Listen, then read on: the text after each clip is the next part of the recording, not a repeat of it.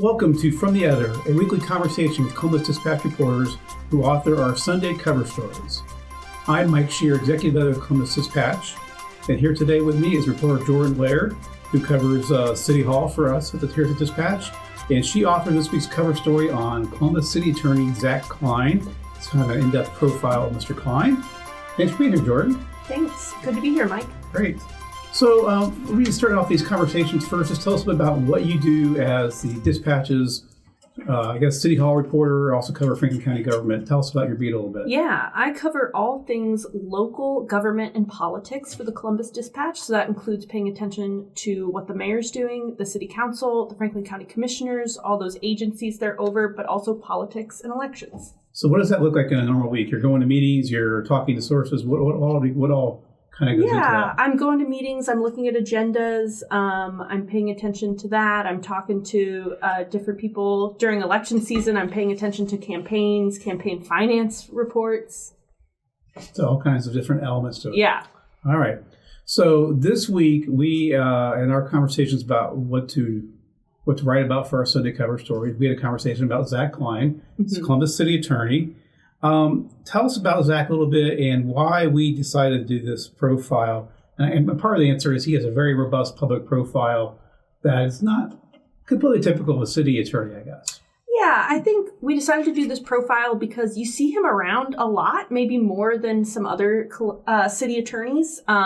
He is on every social media platform. He's on Reddit. He's on Blue Sky. He is posting videos of himself talking about the latest lawsuit he's filed and or joined in another state. And so we got interested in what's next for Zach Klein. He's been a very proactive city attorney, and he's been out there in the public talking about his role and maybe more than previous city attorneys. So in short, he doesn't come across as a guy who's reached his pinnacle office of his career and is playing out the rest of his career at that job. That's interesting you should say that. I mean, he is running again for city attorney this year, unopposed, and he's on the ballot, and he says that's what he's focused on right now, but not everyone believes him. Okay, we'll get back to that here in a minute, too. So for starters, let's talk about what does the city attorney do? What is their role in our government here in Columbus? Yeah, so a city attorney has a couple different jobs, including their office prosecutes all misdemeanor crimes in the city.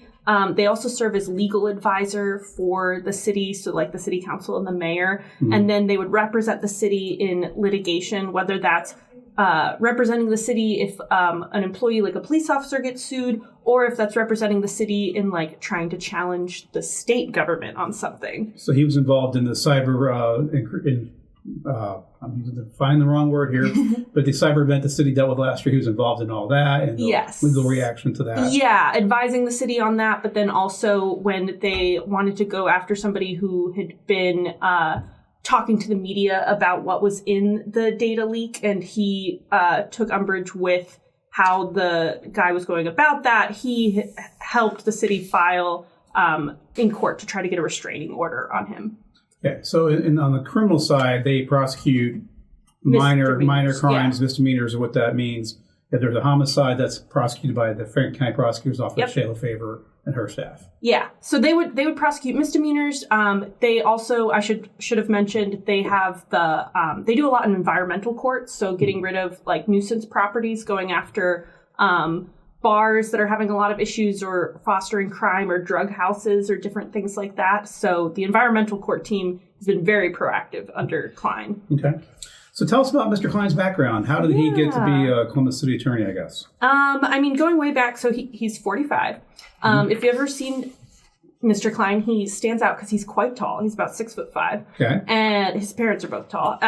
His mom was a teacher. His dad built flower plants, so they moved around. He was born in Indiana, and then they ended up in Belpre, which is in kind of like southeastern Ohio. Near Parkersburg, West Virginia, on the river there. Yeah, it is. And so he played basketball, went to high school there. Eventually, he ends up at OSU, and he thinks he's going to be pre-med. And then he ends up changing to political science, becomes a lawyer, and then he joins city council, runs for Franklin County prosecutor, loses, and then runs for Columbus City Attorney in 2017 and wins. Okay. So he also has a basketball background, I understand, that height you mentioned a minute ago. Yeah. So he, big basketball guy. He tried to play basketball in college, did not work out. And so he did not end up playing, but then he reffed women's Division I basketball for a number of years. So that's a really interesting tidbit about him. He did retire within the last couple of years from doing that. And now he coaches his two children, Stella and Rocco, and he coaches their team along with his mom. So that's kind of sweet. That's interesting. And he is obviously married and has the 2 kids you mentioned and a dog, it says here. Okay. So how did he first get into politics? And your story, you talk about how he began as a Republican, even working on Pat Tiberi's campaign for Congress. Yeah, little known. I don't know if he would love to shout that from the rooftops. He definitely has been a loyal Democrat for his whole political career. But when he was in college at Ohio State, when he first switched from majors to political science, he, for a class, had to volunteer on a campaign. He thought he was a Republican at the time, he tells me, because he grew up in southeastern Ohio in what he says was a very apolitical family, but he grew up around Republicans. He thought he was a Republican, he tells me. And so that he ended up volunteering for that campaign because he was required to volunteer for a campaign for a class.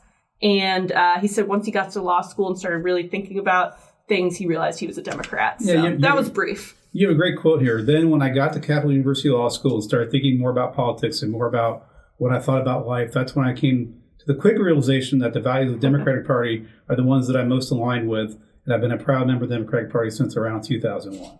Mm-hmm. Okay. Yep.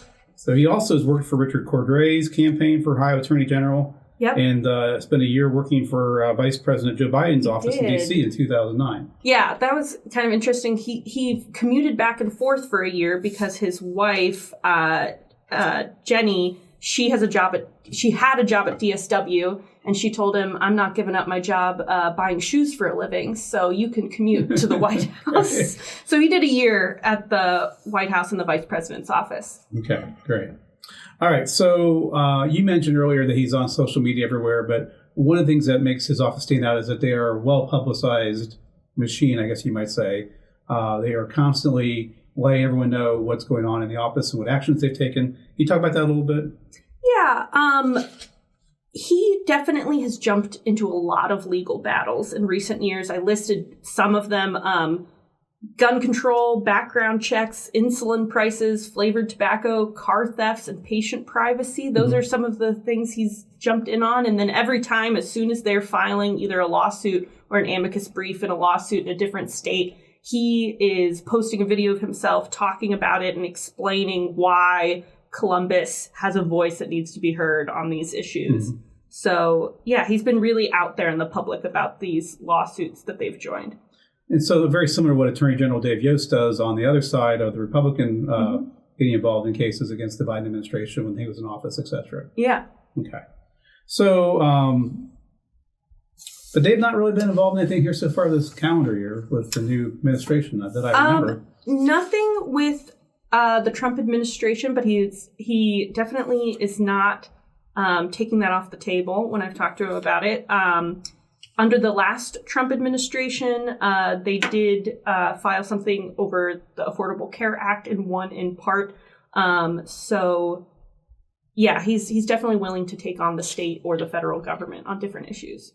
Okay, now for the big question that one of the reasons we set out to this story, what are his plans for the future? He basically declined to answer that as I read your story. He plays pretty coy when I ask him, what are you running for? And specifically, are you running for Columbus mayor? And I mean, one quote he gave me, "There's no doubt that being mayor of Columbus would be a significant honor, but that's a question and a conversation for tomorrow." So he says he's focused on running for city attorney because that race is this year. The mayor's race would be 2027 if he does run. But there are plenty of people in his circle who are speculating and will tell me that that would be a logical next step for him.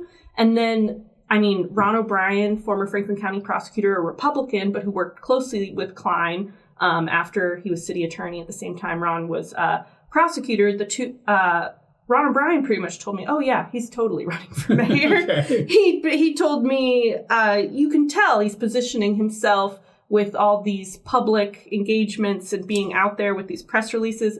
I think the biggest sign that he's running for something higher is that, according to his last campaign finance report, he has $750,000 in his coffers, and he's running unopposed for city attorney. To put that into perspective, that's more than Mayor Ginther or any of the city council members currently have combined in their political war chests. Okay. So he has a large campaign war chest right now, and it's just what is he going to do with it, because that's a bit of overkill for an uncontested race, yes, city attorney's race. And there was no opposition expected in that race this year, obviously. There was no opposition expected, and then they just had the filing deadline and no one else filed. Okay. So, and of course, we should point out that Mayor Ginther here in Columbus, this is his third term. So there could be some speculation that he may not seek a fourth term. The mayor has not made any comment about that. He's not said either way. Yeah, but that's why the speculation grows, I guess. Yes. All right. Well, Jordan, we thank you so much for your time today and to tell us a bit about Zach Klein. You can look into this Sunday's Dispatch and on dispatch.com to see Jordan's reporting. And as always, we appreciate your loyal readership of the Dispatch. And until next week, we'll be here with some reporters to talk about the COVID-19 pandemic 5 years ago. Believe it or not, here in a few weeks, March 2024 will be 5 years since the shutdown associated with COVID. And we have one piece of reporting tied to that coming up here in a couple of weeks. So more on that next time. But thanks for joining us today.